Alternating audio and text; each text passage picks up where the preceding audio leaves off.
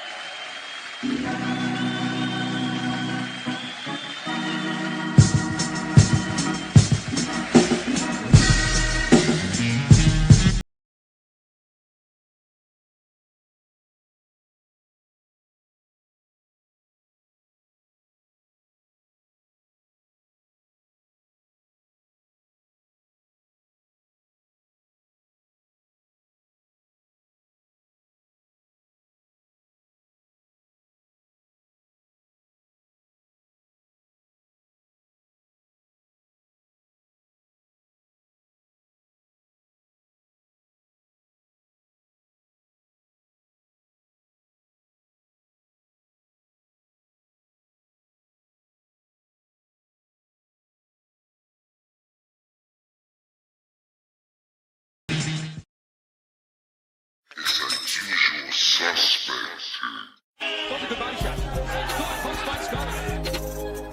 I started boxing officially when I was 14. I knew from that day what I was going to be doing today. The IceMan, Scully!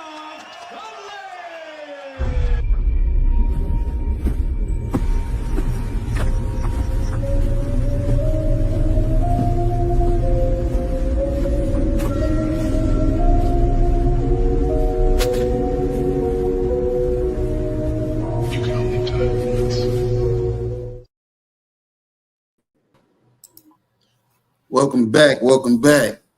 We're at Tales from the B-Side, episode number 6. I am your host, KG, with my host, Thomas from the Bronx. And we have in the building, man, he shouldn't even need an introduction for real, but I'm going to let Thomas go ahead and kick it off for us. It's the IceMan. It's Ice, John Scully. He former contender, world contender. Is also trainer of Arthur Beterbiev, and he trains other fighters as well.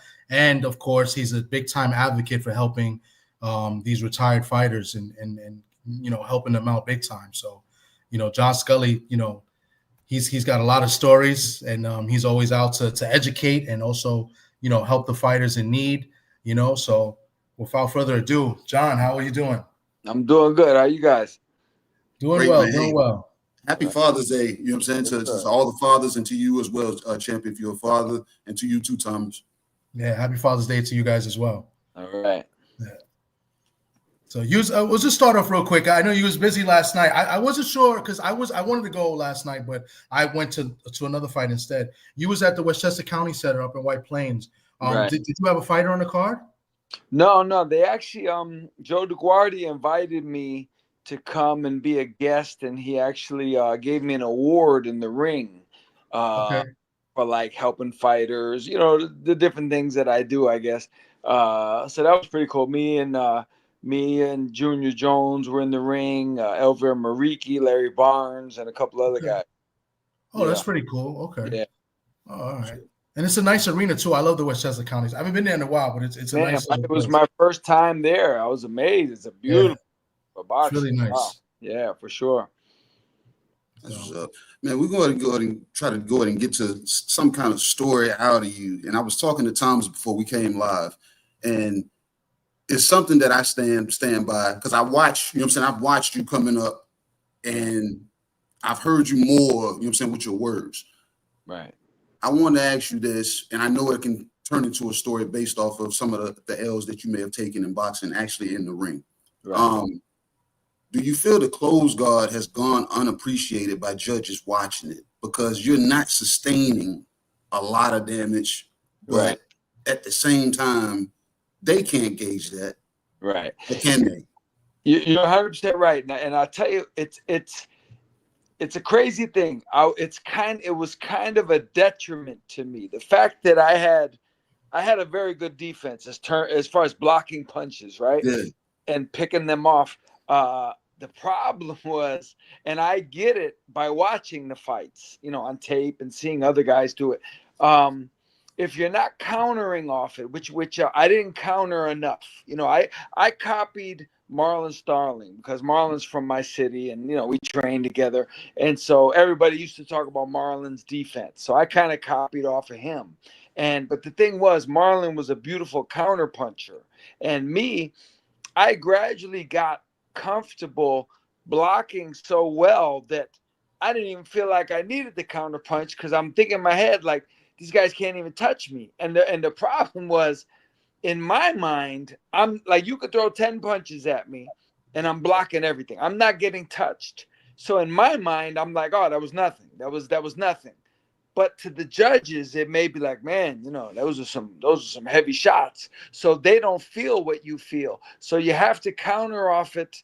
And it's kind of like you need to have, you kind of have to be lucky to get a judge that recognizes that. And there were a few fighters that used that style over the years. Arthur Abraham kept his hands up high. Winky Wright. Thank you, right. There were guys that did it well. Like I said, I think my biggest downfall was that I got so comfortable with it, I didn't counter off it as much as I probably should have. But if you do that in a way like Marlon Starling, Donald Curry, Winky Wright, those guys mix the offense and the defense together very well. And you see like when Winky beat Shane and Tito, I mean, Winky's his defense is not talked about enough. He's not talked about enough because he wasn't, super exciting. But that guy, he was a master. He could fight, he could counter, he could do it all. I was a huge fan of Winky, but he wore the damage worse than you did. You were able, like, you couldn't really visibly see it. You could see Winky get puffy out there. Right. So, some people are unlucky because it's like something like Chavez. You could hit Chavez with a piece of brick and nothing will happen to his face, right? Where other guys, they get touched a little bit. And me, one thing that I have, and I hated this because people who didn't know or didn't see the fights, like I would have my defense like this, right? So the laces are literally on my face. So getting hit is pushing the laces into my face. So a lot of times after fights where I really didn't get hit flush a lot, I had marks all over my face from the laces. So the next day I'm in the store and the guy's like, man, what happened to you? No, I wasn't getting hit. Trust me, but how do you make them believe that when your face is covered with red marks, Wow. You mentioned, I just got to bring it up because you mentioned a guy that you took out for Marlon Starling. Like, he's had a great career. And I think you've been another one of the advocates, you and I know the commish. Two guys definitely been advocates to try to get him. I don't think he's even on the ballot to get into the Hall of Fame. And that's crazy. I don't want to call out names, I don't want to name guys, but there are people in the Hall of Fame absolutely do not have the victories that Marlon Starling had. Absolutely do they not. And the thing is, if you look at Marlon's record, he beat so many top contenders in non-title fights. Like today, no contenders are fighting other contenders unless it's for a world title. They won't even they won't even take the fight unless it's for a world title. Marlon Starling was fighting Kevin Howard. He was fighting Tommy Ayers. He was fighting Pedro Vieira. He was fighting Floyd Mayweather Sr., Lupe Aquino. In non-title fights, they weren't for world titles. Today, nobody would fight that level of competition unless it was for a world title. And there's 7, 8 of them to choose from, so they can do that. So tell us real quick. I mean, do you have? Let's go with your career. Any stories you have in particular where you were the B-side and where you felt you was either cheated or you was the negotiations didn't go right or they try to pull a fast one as far as the weights and stuff like that. Any particular stories you want to share with us? Honestly, you hear, especially going overseas. I used to hear horror stories like they would put you up in a hotel, way out of the way, and they would take 2 hours to drive you back to the gym and stuff like that. I didn't really experience anything like horrible, nothing horrible, but I've seen it happen. I've seen it happen to guys. Even honestly, there were times when we had our shows in Hartford. And if I wasn't fighting, they'd say, "You want to help us out?" And pick a couple guys up from the airport, or take them to the hotel. And so I'm like, yeah, all right. And so I was always fair with guys, but I used to hear stories like they would have a guy that needed to go do his medicals, and at the last minute, and it may take an hour and a half, but they would make sure it lasted for like 6 hours. So they would have this guy out there doing his medicals for 6 hours. Wow. So he's frustrated, he's irritated the whole time. His blood pressure is rising a little bit. There's lots of ways to mess with an outside fighter. There's a lot of ways that people wouldn't even think of. You put him in a hotel. Like I don't know if this was done on purpose, but when I fought Drake Dadsey, right? And that was a horrible fight for me. Like, it was a lot going on, but even without that, I remember they put me in a hotel, and I don't know if they did this on purpose or not, but they put me in a hotel, and I'm trying to go to bed. It's like 11 o'clock at night, and it's downtown Boston, and all of a sudden I hear this. It sounded like an airplane was flying by my window, like right outside the window. I get up, and I'm like, "What is this?" And I open the window, and the L train was literally Wow. going by the window. Like I could have reached out and touched the train. It was right there. Wow. And so I go down to the lobby, and I'm like, I'm groggy, and I'm like, "Hey man, I got to fight tomorrow." I go, "Can you guys put me in a different room on the other side of the hotel?" Yeah, okay, let's do that. So I move all my stuff. I go to the other room. And then again, I don't know if this is on purpose or not, but I get in the other room, and all of a sudden I hear this yelling and screaming out in the alley, right? And I look out the window, and it was right above where all the nightclubs were, and all the people were getting out of the clubs. They're drunk, and they're fighting and throwing bottles. Wow. So that was my night, before the fight. That's great. I never heard of it. That's the first time we've heard a story like that. Yeah. They set you up in a hotel. Like, I'm like, man, this is the kind of stuff I used to hear about. I don't know if they're doing it on purpose, but this is the stuff I used to hear about. I think they do it on purpose, because I remember a guy, he got set up in a room that had bed bugs. So so it's and then it was like you said, it was way out in the sticks. It was away from everything, so you had to really travel. So the warm up process and getting there and getting ready was like this, right? As he pulls up. So man, so you as a trainer, Thomas just asked you as from the boxer aspect, and you said you really didn't have too much, but now you being the guy that you are and the guy that we know that you are, as far as how you look out for guys, right? How preventive are you when it comes to your fighters? When you can see the commissions based off of the states try to play the little shenanigans that they try to play. You know what? To be honest, and it's kind of crazy when I think about it, but I even look out for the guys we're fighting against sometimes. Like even them, if I see something, I'll be like, man, this isn't right. Like I want a fair fight. And I want an advantage if I can get it, but I don't want to be dirty. And as a fighter, I always put the fighter first. I don't care who else is in the room. The fighter comes first. And you see different things. They put them in a hotel out of the way, or different things like that. And it's obviously it's part of the game. Some people would say it's brilliant. Like, oh, it's brilliant what they did, man. They really gave this guy the runaround. In some places, I guess you should expect it. If you're an American fighter and you go to, Spain and different, Colombia, different things like that. I remember hearing about Wilfred Benitez. You can Google this. He went to fight in, I don't know I think it was Argentina, late in his career. And by then he was already punchy and I think a little mentally disturbed, and if you Google this, you'll find it. I believe it was Argentina. He fought over there. They didn't pay him after the fight. They refused to pay him.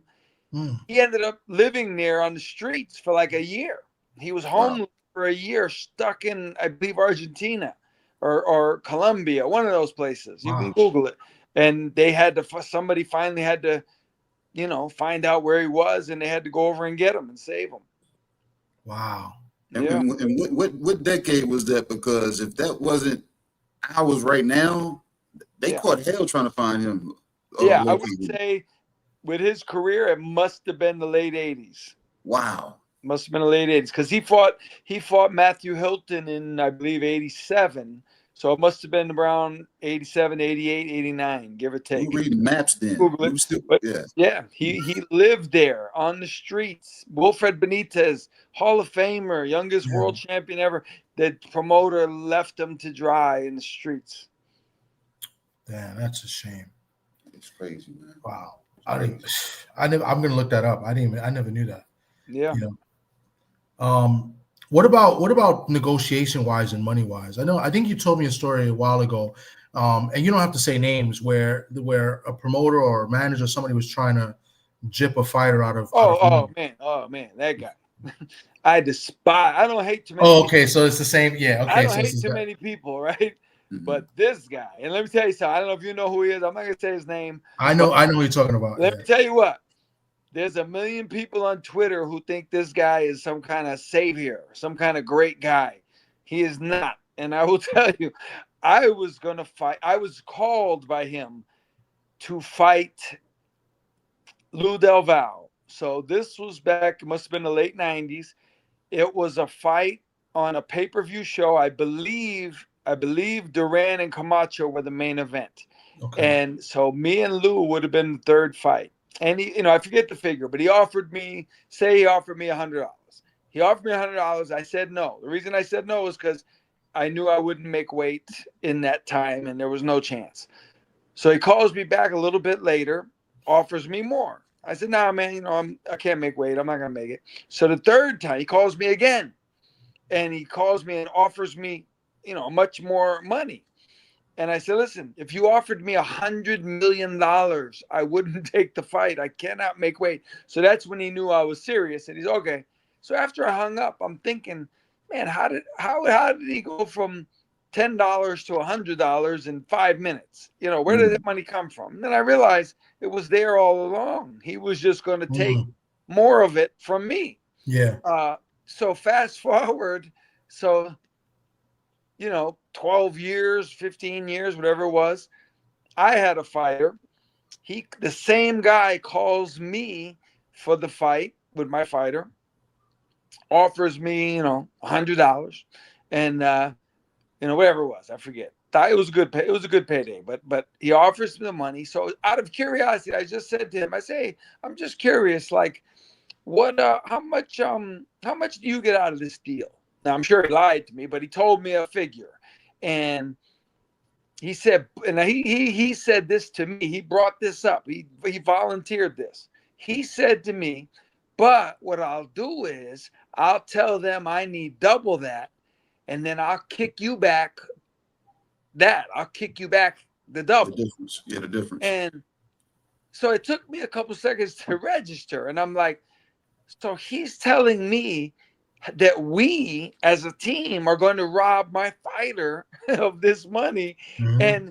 And this is a kid who grew up in the hood, is still in the hood to this day, and had no money, like had nothing, right? And he thought the thing I was offended by the most was that I thought my reputation was better than that he would think I would do that.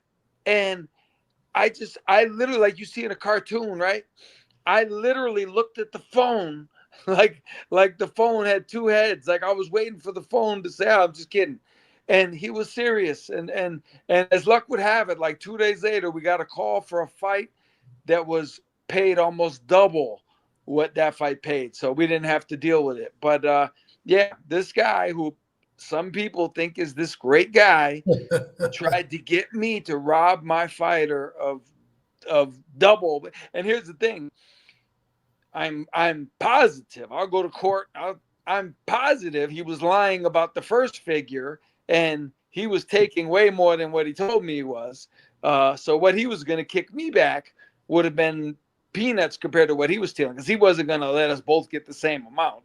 Yeah. There's no way that was happening.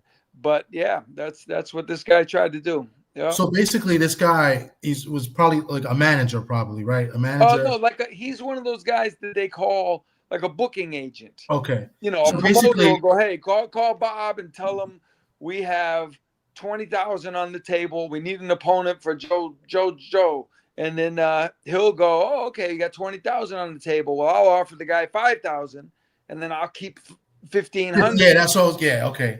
Yeah. So in other words, these guys look at it like this.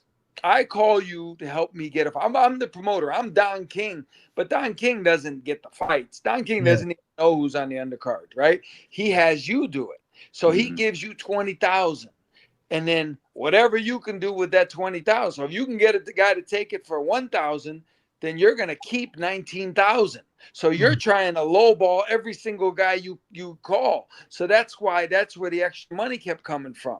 So these guys are, it's a scam, and I guess technically it's not illegal, but it's wrong, because the fighters generally have no idea that this money. I didn't know. I didn't figure it out till that time he called me, and I'm like, man, how did he go from one figure to two, three higher figures in 10 minutes? How did he do that? And that's when I realized what was going on. Yeah, that's insane. I had another guy. Tell you what, there was a guy in Canada, and I've never heard of him before or since, but he was a small time promoter, I guess. And he called me, and I was fighting at the time. I wasn't even in the business. I'm not in the business still, but he called me about one of my friends, and he's, hey, can you get this guy to come up here and fight, 10-round fight, and say it was 10,000. So the fight's for 10,000, but he told me, he goes, listen, you got to tell him it's for 5,000, and you keep the other 5, and then, take your percentage of the 5. And he goes, believe me, these guys need the money. He'll do it. Wow. And I'm going, what? And I go, you want me to rob my friend? Like, are you kidding me? And we went through with the fight, but obviously my friend got all the money, but the promoter told me to do that. He told me. That's insane. Yeah. That's great. So do you think, I mean, if this happening back then, and it's happening now every day, that's insane. When that guy was doing that to me, trying to sucker me, that was nothing to him. That was breakfast for him. He does it all day. He does it 20 times a day. These guys they're making good money, and they're robbing everybody. Every chance they get, they're taking every dime they can get, because it adds up. See, with me, it was I'm one guy. It's one fight. For him, that's 10 fights that day that he made. Mm-hmm. See what I mean? So he could make 10 to 15, 20 more a day. Wow. So that speaks to the necessity of you in today's times. Yeah, I mean, you got so much money being thrown around, but these guys being blinded at the same time. Well, listen, I'll tell you another thing. And I was on Facebook or whatever one day, and this is when I realized fighters need to know stuff, because I put a thing out there, and I was just throwing it out there. It was like a status. And I say, hey, fighters, I assume like the standard people that don't even know boxing probably have heard managers get 33%. A trainer gets 10%. Managers get the standard rate of 33%. What they don't realize, though, and the fighters don't realize, and I'm telling them, I'm saying, well, 33%, that's not for all managers. That's for a manager that's taking care of you. He's giving you money every week. He's paying for your medicals. He's paying for some expenses. He's buying you gloves and tape and headgears, and he's paying your gym dues, right? Mm-hmm. And when I put that up there, so many fighters were like, are you serious? Like, I'm paying my manager 33%, but he doesn't do any of that for me. Wow. I go, well, that's because you don't know any better, and he never told you. I go, if your manager's not helping you out, financially, then he's just more of an advisor. You should pay him. He doesn't get a manager's fee. And I was spoiled to a certain degree, because when I turned pro, I was with a guy named Mac Buckley, who was a big time lawyer. He was a criminal defense attorney, and he managed Marlon Starling and Troy Wortham and Tyrone Booles. So he was heavily ingrained in the game. And he paid for everything. I didn't even know half these expenses even existed because he never mentioned it. He just paid for it. But then after him and I went our separate ways and I started dealing with other people, I'm like, man, this is crazy. Like I had it very good with Mac Buckley in that regard. But yeah, most fighters don't know. My manager gets 33%. I said, no, man, it's not that. Not all managers should get 33% for sure. Wow. You see, this is good that we have you here and you're telling us this, because this is what the show's about. Which we want to put this out there in the universe to help fighters, to help trainers to look out for these fighters, because fighters they don't know. No Guys who pay their gym dues. They pay their own gym dues. Yeah. Mhm. I had a promoter one time.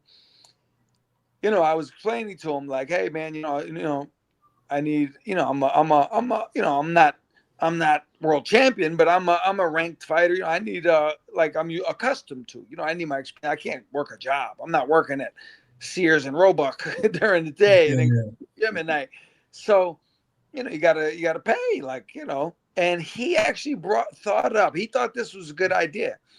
He said to me, all right, why don't I do this? I'll pay you, X amount a week. You'll make that money. Then when the fight comes, you pay me back out of the purse. And I'm going, but you're the one paying me the purse. Like, what do you mean? Like, I'm borrowing money from you. I could borrow money from my father for that matter. If I needed that, and I wouldn't have to pay him back anything.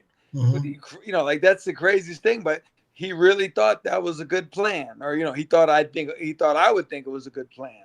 But like I say, if you're a fighter, a boxer, if you're accomplished and you have a huge fan base and you were an elite amateur, a top amateur, all that, if you're a real prospect and your manager is not paying for your medicals, something's wrong.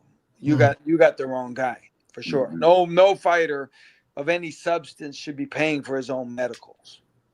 Wow. That's good to know. Yeah. I don't know, KG, you got anything?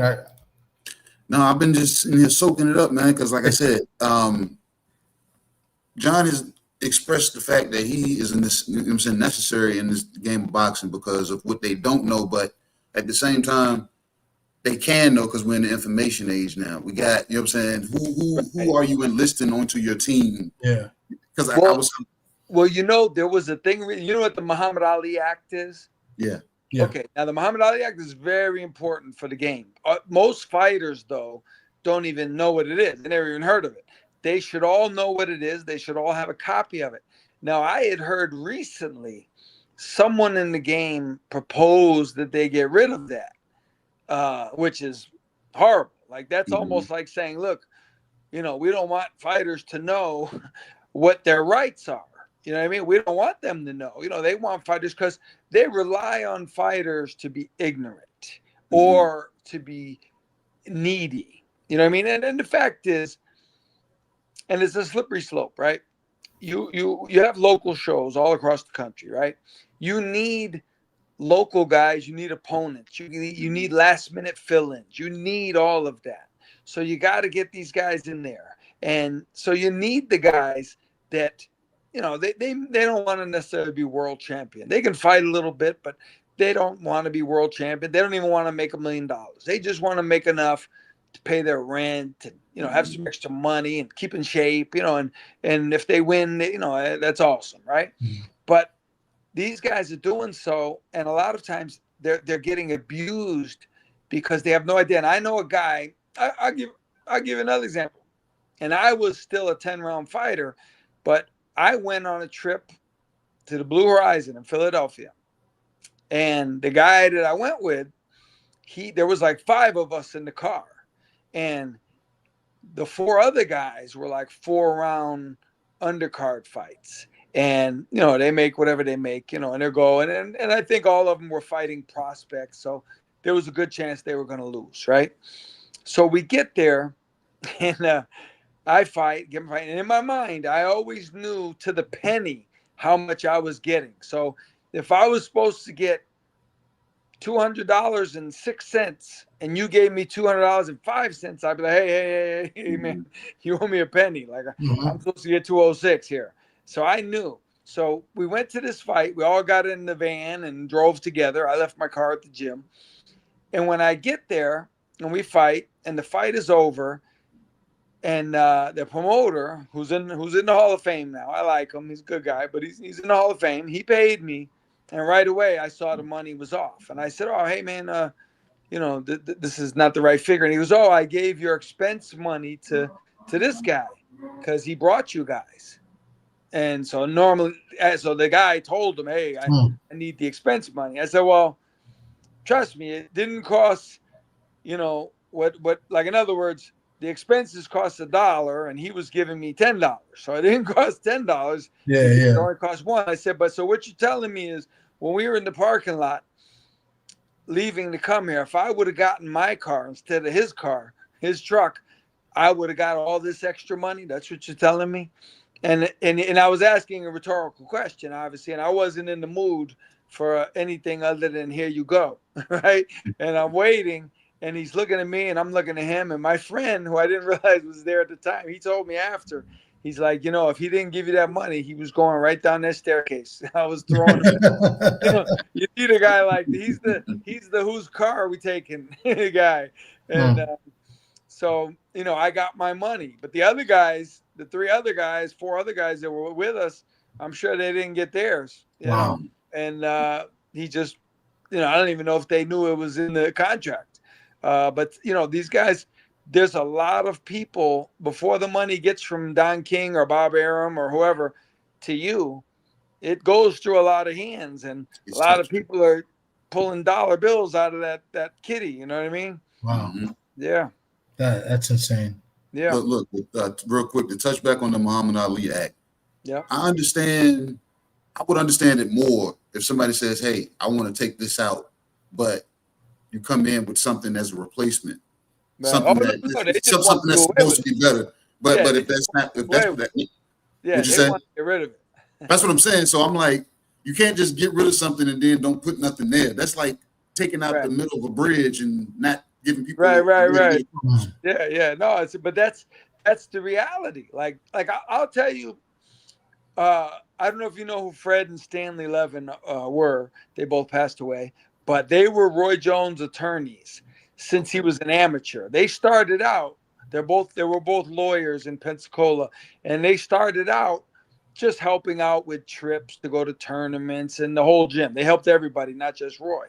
And when Roy was going pro, Emmanuel Stewart wanted to sign him. Don King everybody wanted to sign Roy. He went with the Levin brothers in Pensacola. Now they were, you could Google Fred Levin. Fred was a high-profile trial attorney. He's the only guy, as far as I know, he took on the tobacco companies and he won. And he won hundreds of millions of dollars against them. His cut, I believe, from that one case, was like $90 million that he won as the lawyer. So he was a high profile, cutthroat thing. And I remember he told me one time, he said, I've been through some of the biggest cases in America with some of the dirtiest, underhanded, backhanded people on earth. And when I got into boxing, I realized boxing has these same people. He said, I thought it was just us. He goes, you got the same people in your game too. That's a scary thing, because and the reason why it's a scary thing is because I've recently, ever since doing content, I've been getting and trying to help a lot of young fighters, like promote them, put it on channels, other channels and stuff. And, a lot of these young fighters, they don't know what they're getting into unless, they get educated early. I have no idea.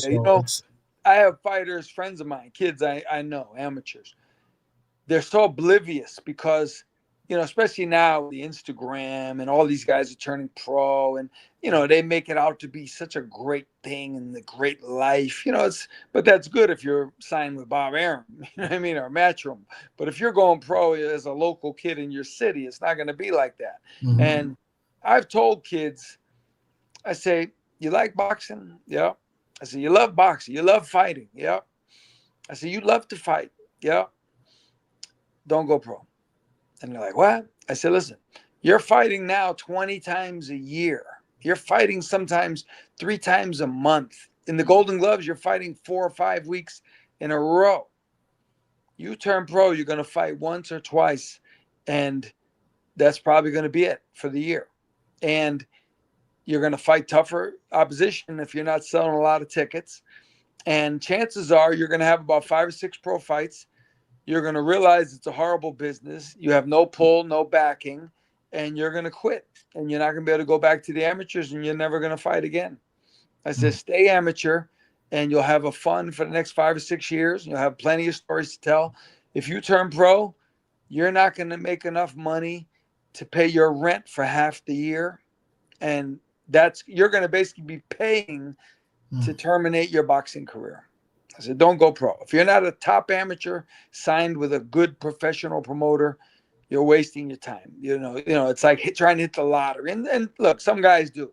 They come out of nowhere, and they score a huge victory. And I instinctively I would have pointed at a guy like Kelly Pavlik. Like a lot of people didn't know Kelly, and then all of a sudden he knocks out Edison Miranda, and he knocks out this one. And he had a trainer at the time who a lot of people didn't know, and he was like a Cinderella story. But the thing is, Kelly was a top amateur. He went through, everybody knew who Kelly was, amateur and pro.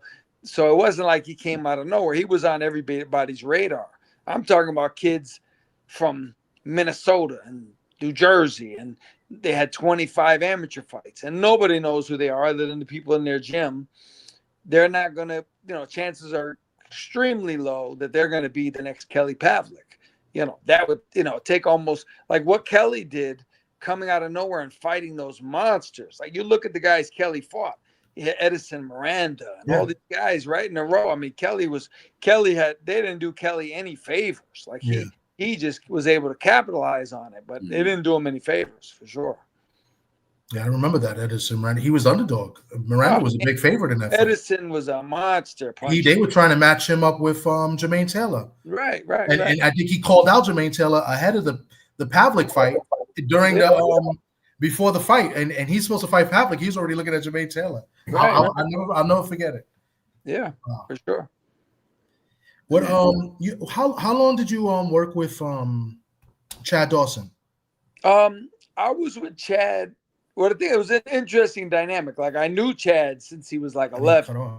But I trained him 2000, I believe, 3 or 4, and 2005 and like 6, maybe somewhere around there. And what happened was, the first time we trained, he was leaving his promoter, Jimmy Birchfield, and he was signing with Gary Shaw. The problem was, his manager owned the house that he stayed in when he trained with me, and he was leaving the manager also. So at the time, he didn't have any money. He couldn't. He wouldn't have been able to stay. So I didn't make a big thing, and he went to Florida and trained with Dan Birmingham at that time.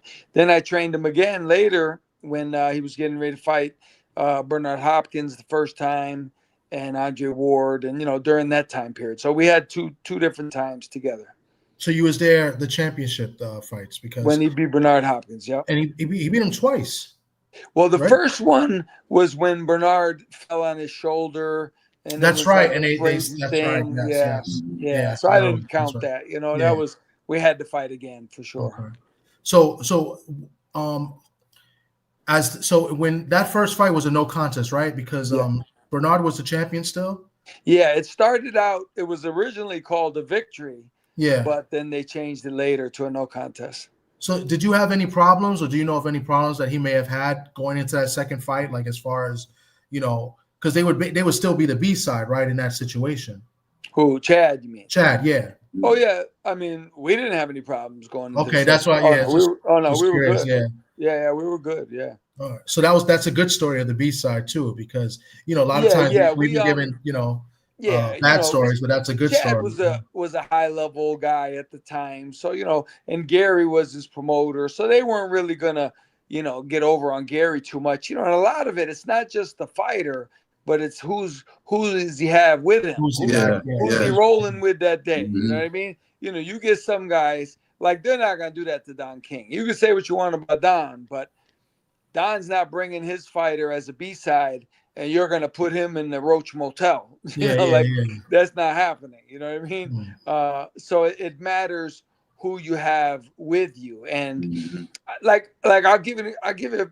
It's a crazy, sad example right now, and my hands were tied. I almost wanted to help this guy, but I couldn't. I was fighting on ESPN. I was the co-feature in the semifinal, and the main bout was a guy from my gym named Angel Vasquez. I don't know if you remember him. His nickname was Nito.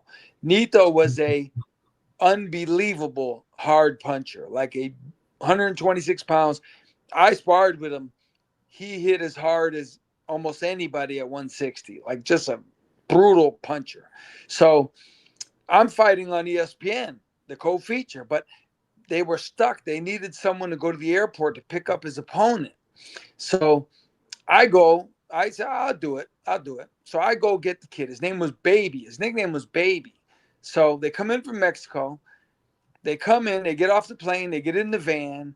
So, I'm like, it's the coach, 2 coaches, and there's like a young kid with them. And I said, all right, well, we're going to wait for the kid, or where's the fighter? They go, no, this is him. I go, you're a Baby Canonis? I go, you look like you're 12 years old. He goes, nah, that's him.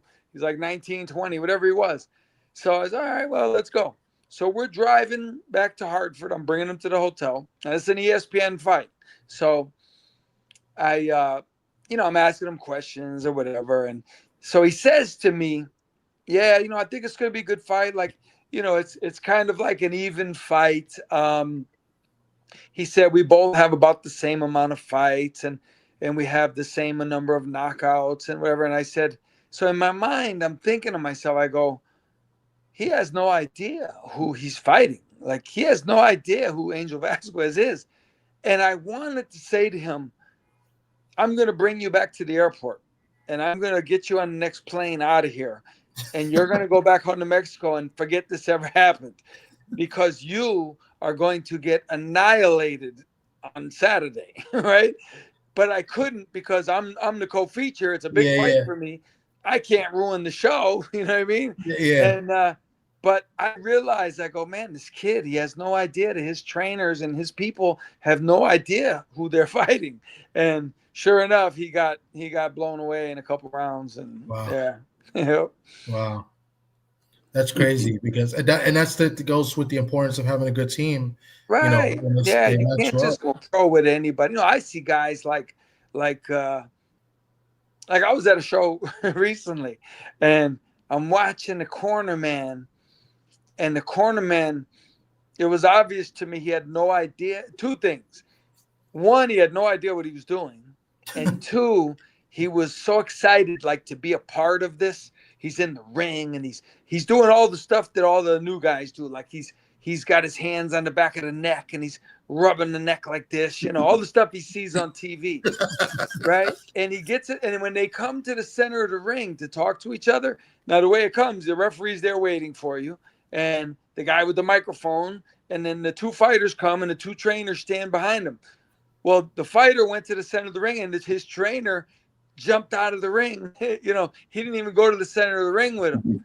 And I'm like, man, he doesn't even know he's supposed to do that. So that tells me he's never been here before. He has no idea what he's doing. He's just happy to be here, because I can see him. He's looking in the crowd and he's waving to people in the crowd and stuff. And I said, man, he can't believe he's here. He can't believe he's here. He's like an extra in a movie, and he messes the film up because he's waving to all his friends out behind the camera. He's like, "Hey, Joe, it's me. I'm on TV." So you get those guys sometimes. They don't belong, but you need them. It's like you play pickup football, right, in the neighborhood, and you got 6 on 5. You need another kid. So you just get some kid driving by. You don't care if he can play or not. We just need 6 people. So you tell him to come. He don't even know what team he's on. He doesn't know what's going on. But he's just going to run up and down the field for about an hour and a half, so he could be the 6th guy. Oh, man. Hey, Thomas, man. Are we gonna hold them hostage a little longer? Or are we gonna? No, I mean we got some good info. We don't like to keep guys. John can do it all day, man. John can do all day. He might have to call you back. I do want you to talk about any upcoming, maybe events you have regarding like charity charity board events and stuff. Like, I don't know. I don't think this year you're doing the boat trip. You said somebody else was doing it. If I No, yeah, I actually, the boat trip is the 20th. I'm going to be in Las Vegas next Okay. Saturday. I'm doing a huge boxers reunion out there. Mm. Okay. I got over 100 former fighters coming. I got Michael Nunn, Frank Tate, Thomas Tate. I can't Brock and Robin Blake. I don't know if you remember him back in the 80s. Robin Blake was an unbelievable lightweight, a guy that I really, when I was a kid, he's part of the reason I became a fighter, was watching him on TV. He's going to be there. I got, like I say, I think it's over 100 guys coming in to Las Vegas next Friday. Okay, and that's an event you're doing, or just a reunion? That is the event. It's a reunion. They're coming in from. I got guys coming in from Hawaii. Junior Jones is coming from New York. I got a lot of guys coming, and we're going to hang out for like the official thing is Friday night, but we're going to hang out the whole weekend. Okay. It'll be a thing for sure. But it's for charity? Like, are they? Nah, man. Everybody's paying their own way. I got you. Just like a get together. It's amazing. That's great. I started doing this like 10 years ago. I've done them in Las Vegas, Los Angeles, Detroit. Tommy Hearns came to 2 of them. Okay. And I just tell the guys, look, nobody's getting paid. You don't have to pay to go. All you got to do is get there. Okay. Get there, get a room. You're on your own. Just meet us at this place at 8:00 and we'll hang out all night. And it's been at Roy Jones. I think Roy's coming. I'm pretty sure he's been to 2 of my other ones, but I'm pretty sure he's coming to this one also. Oh, that's cool. So you're saying you invite me and Thomas to next year's one? Huh? Yeah, hey, you can come to this one if you want. Yeah. And then what other? I know. What is it? Do you auctions? You auction off like? Yeah, I do my auctions to raise money for fighters. I put up autographed gloves and things like that, and posters and pictures. And I have people on the internet who actually send me stuff. I had a guy recently. He sent me like a guy named, let me give him a shout out, Chris Murray. Chris Murray sent me like 7 or 8 signed gloves by, I think it was like Mickey Ward is one of them. Okay. Michael Spinks was on one.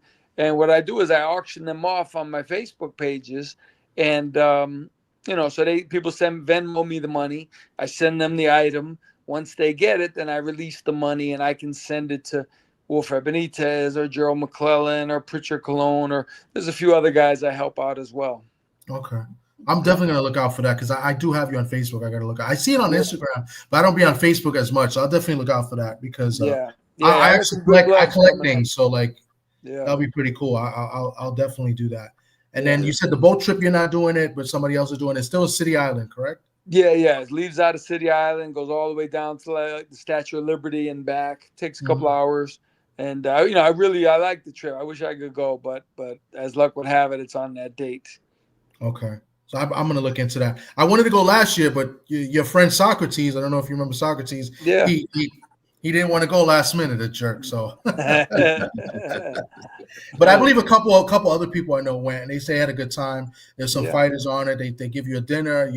It's at night, so you see the city. The city. Cool. If you've never seen New York City from the river, it's pretty cool. It's worth it. Yeah, for sure. Yeah. That's what's up. Yeah. Well, that's all I got. You've been great, John. Ice. Yeah. You've been great, Ice. I appreciate you. You've been more than great. Yeah, more than great. So anybody that's watching in the chat, coming back to them, listen to the playback. A lot of tidbits here, a lot of gems here. I really do appreciate, the Iceman for pulling up and gracing us with these great words from three different aspects: boxing, training, and him out here holding this fellow brother boxer's hand and making sure he makes it across the finish line. You know what I'm saying? So I really do appreciate this, man. I really do. Do me a favor, John. Go ahead and let everybody know about your social media handles where we can see some of this good greatness. And you know what I'm saying? Well, on my Facebook, I have 2 pages. One is Iceman John Scully, and the other one is John the Iceman Scully, and the Iceman is one word. I have Instagram and Twitter, Iceman John Scully on there, and I have a lot of good boxing talk. We have some arguments, we have some good stuff, and we talk. on my Facebook page, it's kind of well known, I think, in my circle anyway, just because we don't just talk boxing. We talk race and we talk all the voodoo. We talk taboo. We talk the race, the religion, and the politics. We do it all. And, and it's fun. It's fun. I get a lot of engagement, I think, and it's pretty cool. I put a lot of nice pictures up, and like I just picked pictures last night with Junior. Me and Junior Jones were at the event in New York. So, I think it's an interesting page. It's worth it. But I definitely do my auctions for stuff. I'm gonna be putting a signed Irish Mickey Ward glove up within the next couple of days. Okay. Yeah. Well, like I said, John, man, we want to thank you for pulling up, man. You know what I'm saying? We're gonna go ahead and let you go, and me and Thomas is gonna go ahead and close out this show. So I appreciate you guys having me. Appreciate you, man. Thank Really you. do. Thank you very much. All right. Bye-bye. Man, Thomas, another great one, man. This was dope. That was a good one. This was good, man. I told you had some good stories and from different aspects too. And you said that, man. You know what I'm saying? So you got some last words for the people tuning in and those that's going to catch the playback? No, this is good. Another educational, episode on, we got some good tidbits, from ICE, and every week we continue to educate, and, the goal is to help fighters and educate and, help people to help people, right? Because the people in the chat, they're fans, they're fight fans, and they could speak to other people that they know to help fighters, and get them educated and know what to do and what to not do. You know what I'm saying? Mm-hmm. So. And with that being said, man, we're going to go ahead and close out today's show. Y'all need to turn around and come check out next week's episode, because we're actually talking to a boxer / musician. So, you know what I'm saying? Y'all tap in for that. You know what I'm saying? My boy Thomas over here to my left, and I'm your boy KG. This is brought to you by the Usual Suspect 6 and Sports Talk Network. See y'all next show.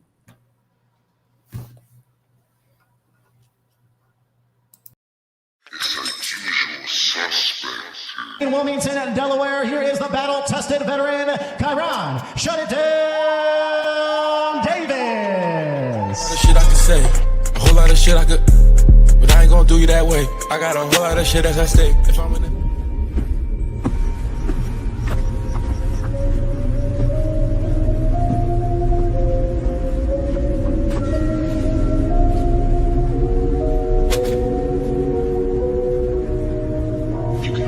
Once.